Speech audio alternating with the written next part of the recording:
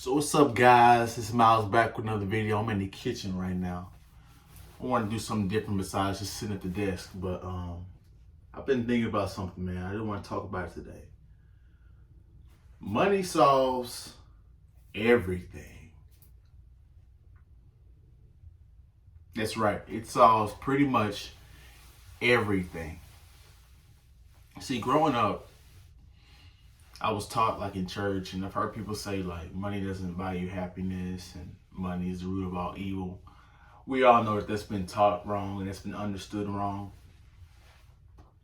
right? Because there's really a lot more scriptures in the Bible that talk about money than anything else.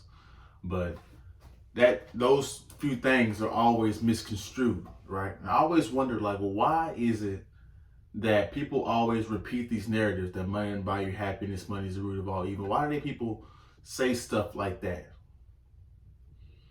And I just come to the conclusion that it has to be something about like they want to suppress the masses from making money so that they can keep the money for themselves. It just always comes back to that for me, right? Because I'm 23, guys, and I've lived life a little bit. You know what I'm saying? My mom is still supporting me a little bit, quite a bit, but at the same time, I'm still working and figuring stuff out and paying for my own stuff. Money literally is involved in everything, right? Literally everything. This whole building I'm in, this apartment building I'm in, costs money. These clothes cost money, right? This microwave, all this stuff, the phone I'm recording on, right? All this stuff takes money. So why would they say that money didn't buy you happiness, right? Why would they say that?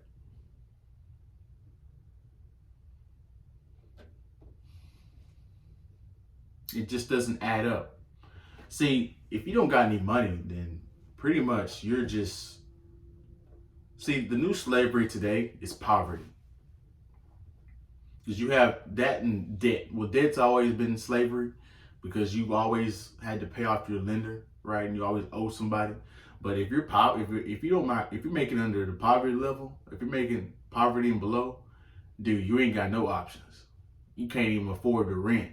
You can't even afford the basic expenses for you to survive on a day-to-day basis, right?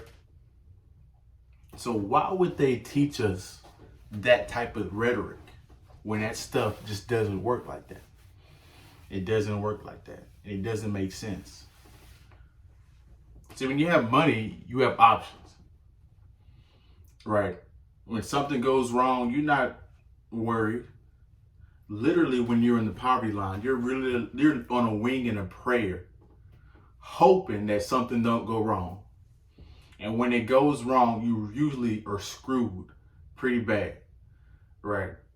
Meaning, if your car goes down, then well, shit, you just want to walk or get a bike. You know, if you miss the rent, well, you know, you just want to live in the car for a while. Stuff like that.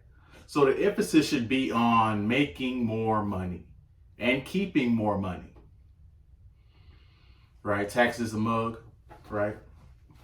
Taxes is probably one of your biggest expenses besides, you know, your mortgage or your car loan, depending on what kind of cars and stuff you got. But all the money behavior is really straightforward. Like, it's really simple stuff. Like, when it boils down to, can you control your emotional tendencies, your emotional behaviors? Can you restructure them in a logical way?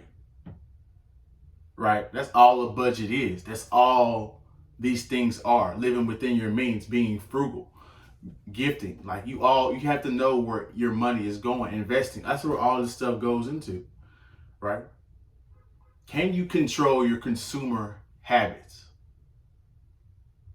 That is the number one key you have to figure out, and that everybody has to figure out in order to acquire wealth, right? And that's just a step one. There's many steps to this money ladder.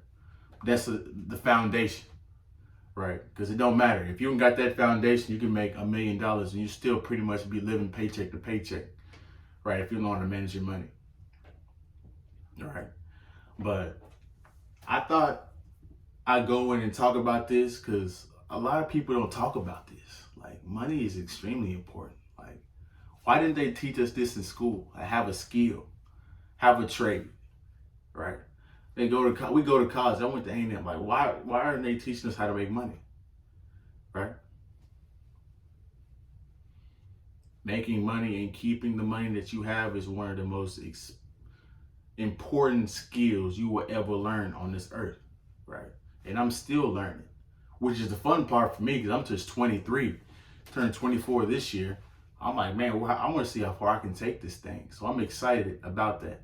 But that's a barrier that a lot of people can't break.